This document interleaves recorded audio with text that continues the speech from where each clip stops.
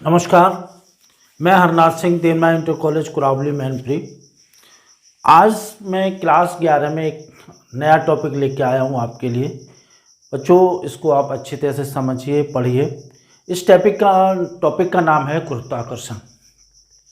देखिए, आपने न्यूटन साहब के नाम के बारे में सुना होगा कि वो एक बार पेड़ के नीचे बैठे हुए थे, तो ऊपर से जब सेब नीचे गिरा तो न्यूटन ने सोचा कि ये सेब नीचे ही क्यों गिरा, ये ऊपर क्यों नहीं गया। इसके बारे में वो सोचते रहे और सोचने के बाद उन्होंने एक बहुत ही इम्पोर्टेंट नियम दिया जिसको न्यूटन का गुरुत्वाकर्षण नियम कहते हैं, जिसके बारे में हम आज चर्चा भी करेंगे। लेकिन उससे पहले हम ये बताएं कि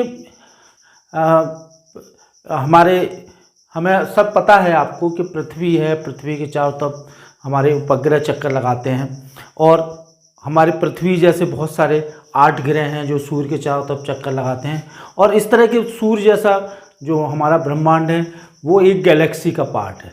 तो इन सब चीज़ों के बारे में हमने पढ़ा और हमें पहले से हम पढ़ते आ रहे हैं गैलेक्सीज वगैरह के बारे में, लेकिन इसमें हम थोड़ा सा विस्तृत से आपको पढ़ाएंगे। तो सबसे पहले हम लेते हैं आपको गुरुत्वाकर्षण नियम क्या होता है। तो देखिए, गुरुत्वाकर्षण नियम में ये बताया कि ब्रह्मांड में 2 पिंड स्थित हैं जिनके द्रव्यमान m1 m2 हैं। एक ही है और एक ही है। ये छोटे भी हो सकते हैं, बड़े भी हो सकते हैं और इनके बीच में दूरी r है। तो इनके बीच जो लगने वाला आकर्षण बल है, इनके बीच में जो लगने वाला आकर्षण बल है वो इन पिंडों के द्रव्यमान के गुणनफल के अनुकमानुपाती तथा उनके बीच की दूरी के वर्ग के व्युत्क्रमानुपाती होता है। अर्थात अगर हम इनको कंबाइन कर दें तो F समानुपाती m1 m2 upon r square हो जाता है। इस समानुपाती चिन्ह को जब हम हटाते हैं तो ये डिस्कस निकल के आता है F = g m1 m2 upon r square. तो बच्चों, ये जो g है इसको हम कहते हैं सार्वत्रिक गुरुत्वाकर्षण नियतांक। गुरुत्वाकर्षण नियतांक और इसका मान जो होता है वो पूरे ब्रह्मांड में नियत होता है।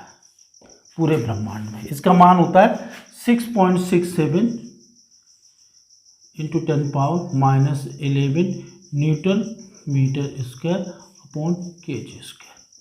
चाहे आप यहाँ पे की बात करें, चाहे किसी दूसरे ग्रह पे बात करें, हम हर जगह इसका मान नियत होता है। अब देखिए, ये गुरुत्वाकर्षण बल हमेशा आकर्षण बल है, इसका मात्रक तो न्यूटन होगा ही। अब यहाँ से हम इस g की परिभाषा निकाल सकते हैं। कैसे निकाल सकते हैं? देखिए, यदि ये स्थिति हो, यदि m1 बराबर m2 बराबर 1 kg और r बराबर 1 मीटर हो, अर्थात 2 पिंड जिनके प्रत्येक का द्रव्यमान 1 किलोग्राम हो और इनको 1 मीटर की दूरी पर रख दिया जाए। ये देखिए, इनके बीच की दूरी 1 मीटर है। तो इनके बीच में जो भी आकर्षण बल लगेगा, जो भी इनके बीच में आकर्षण बल लगेगा वो कितना होगा? g 1 × 1 अपॉन 1 का स्क्वायर। तो ये आ गया F = g। अर्थात 2 इकाई द्रव्यमान का मतलब 1 किलोग्राम के द्रव्यमान 1 मीटर की दूरी पर स्थित है, तो उनके बीच में जो भी आकर्षण बल लगेगा वो संख्यात्मक रूप से सार्वत्रिक गुरुत्वाकर्षण के बराबर होगा, सार्वत्रिक गुरुत्वाकर्षण नियतांक के बराबर होगा। अर्थात 6.67 10⁻⁻11 न्यूटन के बराबर होगा। अब यहाँ से एक चीज़ और पूछी जाती है, सार्वत्रिक गुरुत्वाकर्षण नियतांक का विमीय सूत्र। तो देखिए, यहाँ से मात्रक क्या है? इसका मात्रक है, ये है newton metre square upon kg square. तो विमीय सूत्र इसका होगा, सिंपल सा तरीका है विमीय सूत्र, ये होगा mLT - 2 L स्क्वायर अपॉन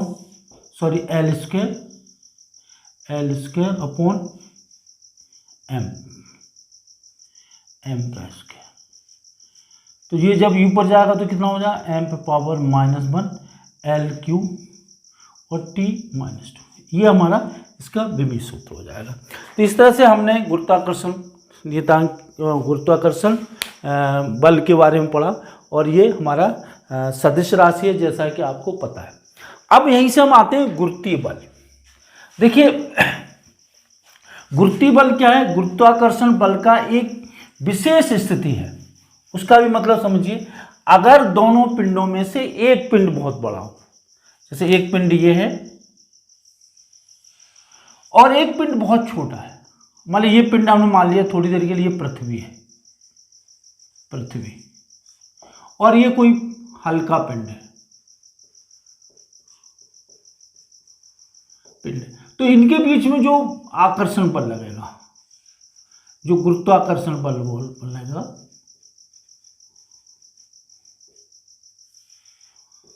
गुरुत्वाकर्षण बल लगेगा, जो अभी हमने पढ़ा, वो इस पृथ्वी का, बड़े पिंड का गुरुत्वीय बल कहलाएगा। बड़े पिंड का गुरुत्वीय बल,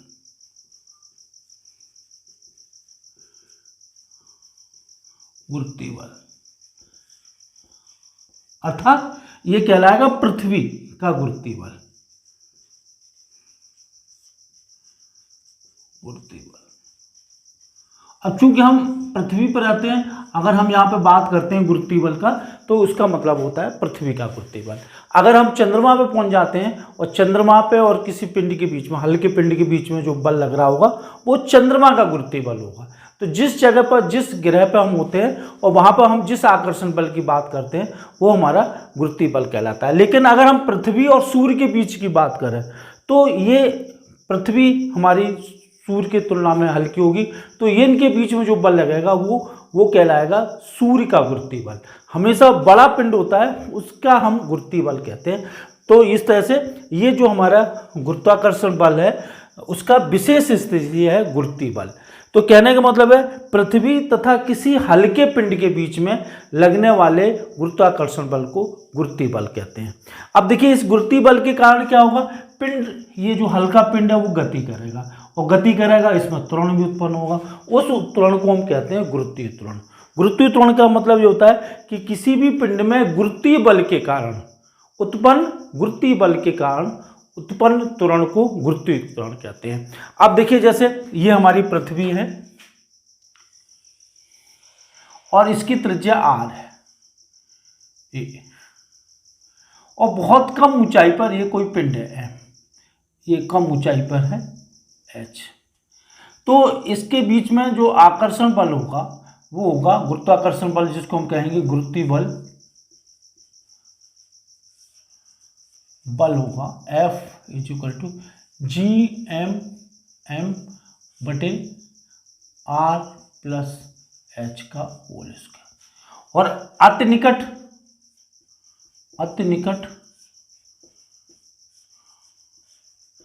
F = G(m)m बटे r स्क्वायर, ये गुरुत्वीय बल हुआ। अब यहीं से हम निकाल लेते हैं न्यूटन के द्वितीय नियम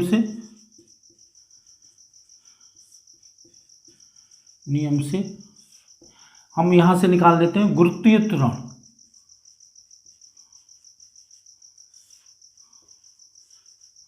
तो गुरुत्वीय त्वरण ये होगा G = F/m। हमेशा हल्का पिंड गति करेगा, बड़ा पिंड नहीं गति करेगा, तो ये हो जाएगा 1/m G(m)m बटे r स्क्वायर। तो इससे ये कैंसिल हो जाएगा, तो ये आ जाएगा G = Gm/r स्क्वायर। ये पृथ्वी के पृष्ठ पर गुरुत्वीय त्वरण है। इसको हम दूसरे रूप में भी लिख सकते हैं। किस रूप में लिख सकते हैं इसको? G 4/3 पाई r³ इंटू ρ/r स्क्वायर, जहाँ रो क्या है? पृथ्वी का माध्य घनत्व है। पृथ्वी या सभी ग्रहों का कहें पृथ्वी का माध्य घनत्व, क्योंकि पहले ये माना जाता था कि सभी ग्रह और सूर्य वगैरह सब एक ही जगह थे, तो उनका जो माध्य घनत्व होगा वो लगभग समान होगा। तो इस तरह से जब हम सॉल्व करेंगे तो G = आ जाएगा 4/3 पाई r ρ, ये माध्य घनत्व आता है। अब देखिए अमूमन जो हम कैलकुलेशन के लिए जी का मान लेते हैं वो लेते हैं जी बराबर 9.8 मीटर पर सेकेंड। हालांकि हम अभी आपको ये बताएंगे कि जी का मान भी बदलता रहता है। तो हम यहाँ से ये देख लेंगे कि हम पृथ्वी का द्रव्यमान कितना होता है, पृथ्वी का लगभग द्रव्यमान निकाल लेंगे, माध्य घनत्व निकाल लेंगे। वो हम कैसे निकालेंगे, क्योंकि हमें पता है पृथ्वी की त्रिज्या होती है 6400 किलोमीटर। देखिए पृथ्वी की त्रिज्या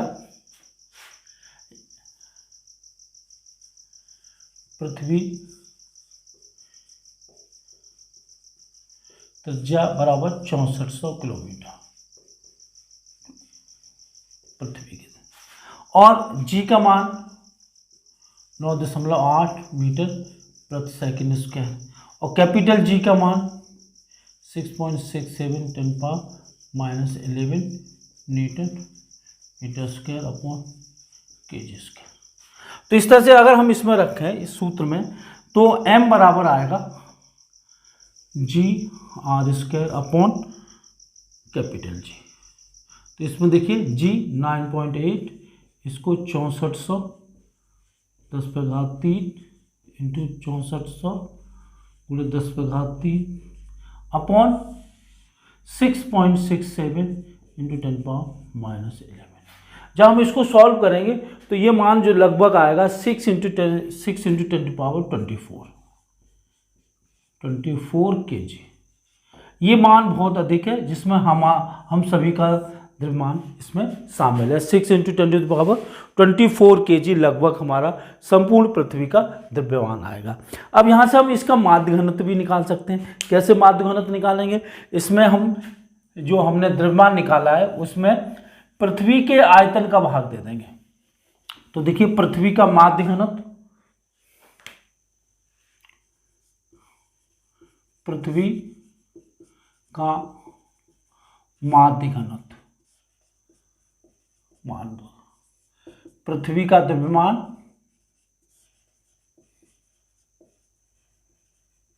बटे पृथ्वी का द्रव्यमान बटे पृथ्वी का आयतन।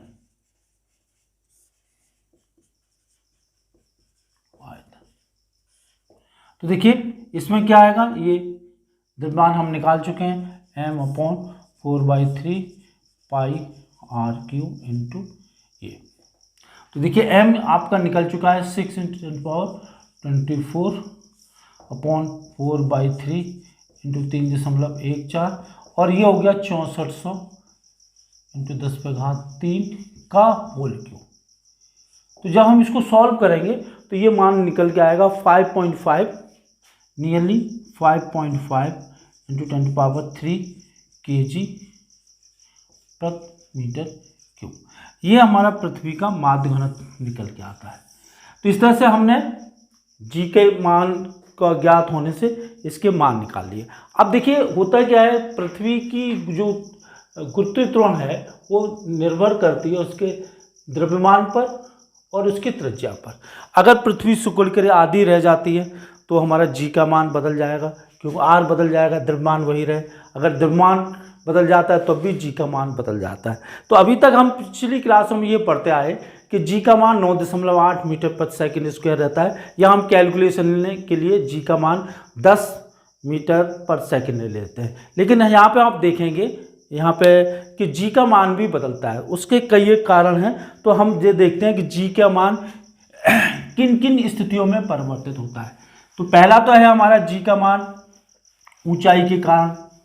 अगर हम पृथ्वी के पृष्ठ से ऊपर जाते हैं तो जी का मान परिवर्तित होता है।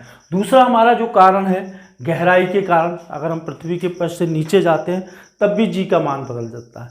और तीसरा जो कारण है वो पृथ्वी का आकार के कारण भी जी का मान परिवर्तित होता है। और चौथा जो कारण है वो है पृथ्वी अपने अक्ष पर घूर्णन गति करती है, उसके कारण भी जी का मान परिवर्तित होता है। तो सबसे पहले हम लेते हैं नंबर 1 ऊंचाई के कारण जी का मान। तो देखिए सबसे पहले हम पृथ्वी के पृष्ठ की बात करते हैं। ये आपको पता है कि इसकी त्रिज्या r है, ये, और ये बिंदु A है। यहाँ पर गुरुत्वाकर्षण है हमारा g, यहाँ m द्रव्यमान का कोई पिंड रखा हुआ है, m द्रव्यमान। इससे हम h ऊंचाई पे जाते हैं, ये a बिंदु है, ये b बिंदु है और यहाँ पे गुरुत्वीय त्वरण है g डैश, ये h ऊंचाई है और ये m द्रव्यमान। ठीक है, तो m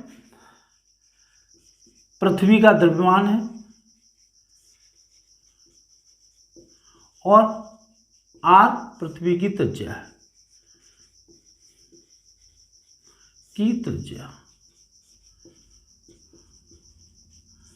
और स्मॉल m किसी पिंड का द्रव्यमान है।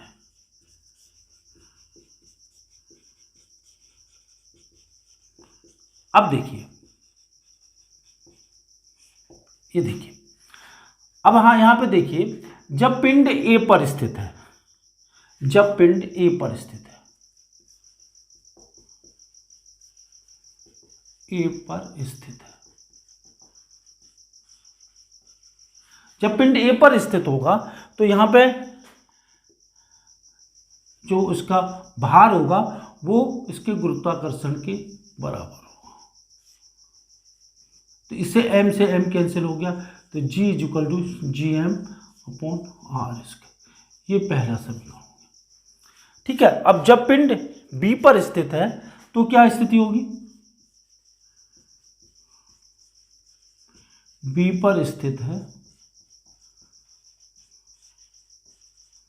तो क्या होगा, m g dash, G M upon, यहाँ पे जो त्रिज्या होगी, ये दूरी जो होगी वो r होगी, ये तो ये r स्क्वायर, m से m, और g dash is equal to G M upon r plus H का होल स्क्वायर।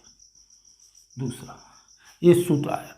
निश्चित है ये देख रहे होंगे कि r से ये मान बढ़ जाएगा तो इसका मतलब ऊंचाई पर जाने पर g डैश का मान कम हो जाएगा। तो निश्चित इन समीकरणों से स्थित है कि g डैश होगा वो छोटा होगा।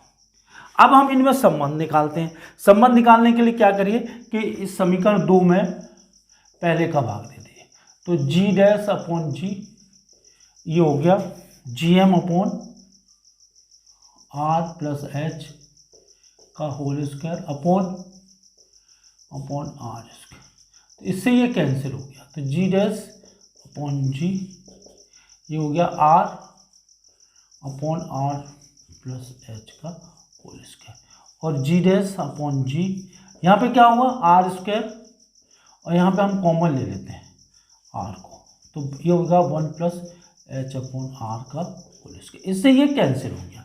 तो g डैश बराबर सूत्र आ गया g upon 1 plus H upon r का होल स्क्वायर। ये सूत्र है वो h के प्रत्येक मान के लिए मान्य है। यह सूत्र h के प्रत्येक मान के लिए मान्य है। ये सूत्र जो होगा h के प्रत्येक मान के मान्य है। अब हम इसमें ये देखते हैं कि अगर हमारा ये जो पिंड है वो पृथ्वी के अति निकट है तो क्या स्थिति होगी। तो देखिए इसकी दूसरी स्थिति को हम देखते हैं। दूसरी स्थिति ये है, यदि h अपॉन r बहुत छोटा है, 1 से बहुत छोटा है, 1 से, इसको आप तो क्या स्थिति होगी, g डैश बराबर g और ये हो जाएगा 1 प्लस एच अपॉन r पे पावर -2। इसमें हम द्विपद प्रमेय लगा देंगे। द्विपद प्रमेय से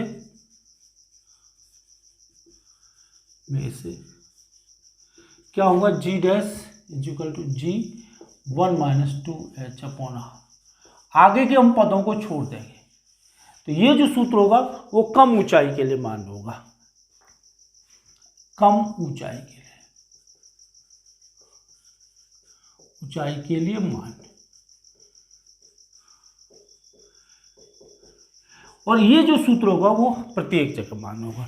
लेकिन दोनों ही स्थितियों में आप देखिए जी डैश का मान पृथ्वी के पृष्ठ से ऊपर जाने पर घटता है। अब हम अगला लेते हैं नीचे जाने पर, पृथ्वी के पृष्ठ से नीचे जाने पर क्या होता है। देखिए दूसरा केस है, पृथ्वी के सतह से नीचे जाने पर गुरुत्वीय त्वरण के मान में परिवर्तन। देखिए पहले वही स्थिति लेंगे, ये पृथ्वी है और इसमें हमने ये लिया हुआ है, यहां पर पहले पिंड शुरुआत में यहां पर है, यहां पर गुरुत्व त्वरण g है और यहां पर है वो g डैश है, ये b बिंदु है और ये h, इस तरह से यहां था और ये इसकी त्रिज्या ये और ये इस तरह से। अब देखिए जब m तो आपको पता है m पिंड का द्रव्यमान है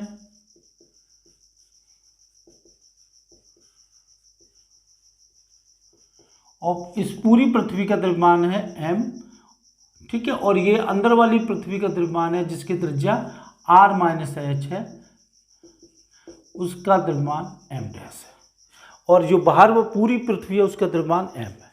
तो जब पिंड a पर है, जब पिंड a पर है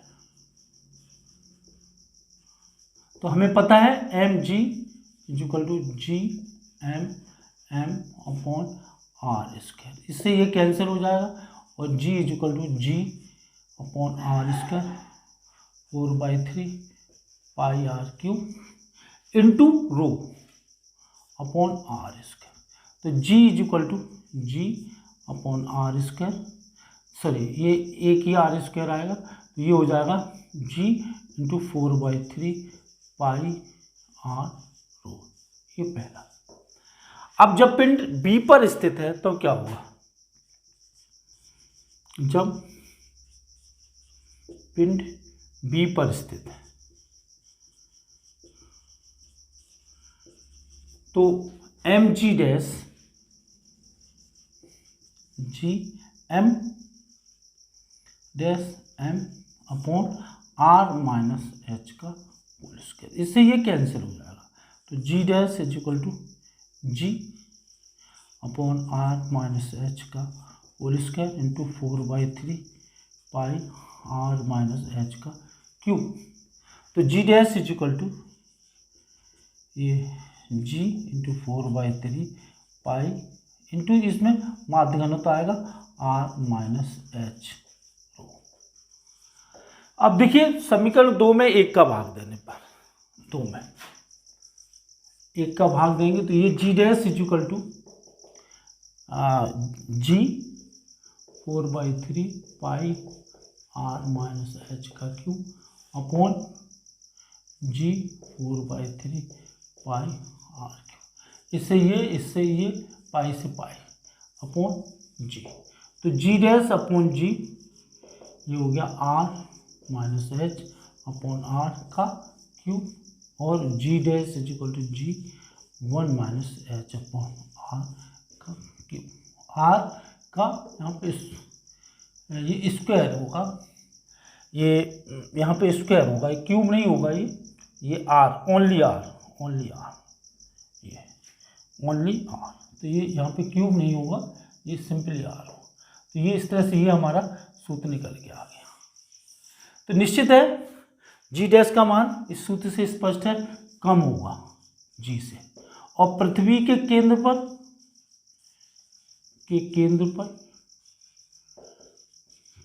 जी डैश जो होगा वो कितना होगा जी 1 माइनस आर अपॉन आर बराबर 0, अर्थात जी डैश बराबर 0। पृथ्वी के केंद्र पर गुरुत्वीय त्वरण का मान 0 हो जाएगा। तो देखो दोनों ही स्थितियों में पृथ्वी के पृष्ठ से ऊपर जाने पर, पृथ्वी के पृष्ठ से नीचे जाने पर गुरुत्वीय त्वरण का मान घटता है, लेकिन घटने की दर किस में अधिक होती है, इसको हम ग्राफ के द्वारा हम प्रदर्शित करेंगे। देखिए हम ऊपर जाने पर भी जो हमें रिजल्ट प्राप्त हुए उनसे हम ग्राफ बनाएंगे और नीचे जाने पर भी जो हमें रिजल्ट प्राप्त हुए उनका हम ग्राफ बनाएंगे। देखिए ये है हमारी पृथ्वी,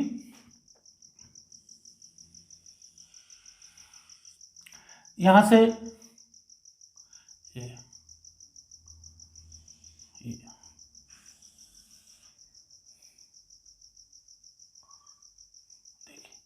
ये है गुरुत्वीय त्वरण।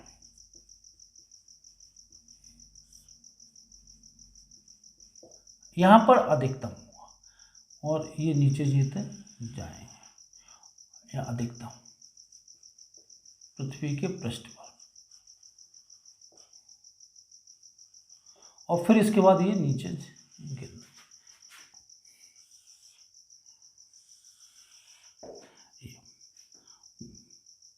ये आर और ये आर यहाँ, और यहाँ पर जो होगा वो समानुपाती इसके आर के होगा या एच के होगा, इस तरह से। तो यहाँ पे घटने की दर यहाँ पे 0 हो जा रहा है और यहाँ पे अनंत पे जा कर के हमारा जी डैश कितना हो जाएगा, 0 हो जाएगा। तो पृथ्वी के पृष्ठ से नीचे जाने पर जो घटने की दर होगी वो ज़्यादा होगी बनस्पत पृथ्वी के पृष्ठ से ऊपर जाने पर भी जी का मान घटेगा, लेकिन वो जाके अनंत पर गुरुत्वीय त्वरण का मान 0 हो जाएगा। तो इस तरह से हमने आपको ये समझाया कि ऊपर जाने पर और नीचे जाने पर गुरुत्वीय त्वरण का मान कम हो जाता है। अगले वीडियो में, अगले लेक्चर्स में मैं आपको इससे संबंधित कुछ क्वेश्चंस कराऊंगा और फिर मैं बताऊंगा